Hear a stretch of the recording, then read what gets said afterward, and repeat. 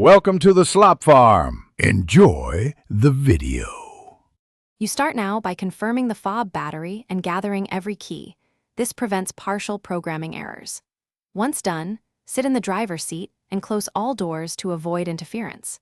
Make sure the car's electrical systems are stable by disabling accessories and interior lights. Insert the working mechanical key into the ignition and turn to position 1, accessory, then back to off 3 times quickly. This primes the vehicle's control module for a resync sequence. Now you enter the car's programming mode by repeating the ignition taps precisely. This wakes the immobilizer and tells the ECU to accept a code. Once the ignition is left on, you have a small window. Press the fob's lock button firmly to transmit its ID.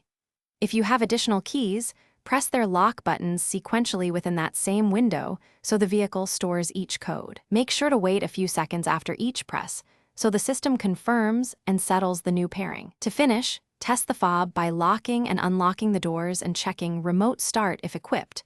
Walk away about 10 to 15 meters to confirm normal range and response. If nothing happens, replace the battery and repeat the programming sequence. Many failures are weak batteries or timing errors.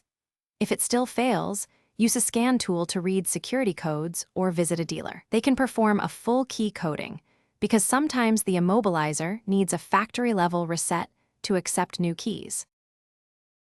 Thanks for watching. Consider subscribing if we helped you today.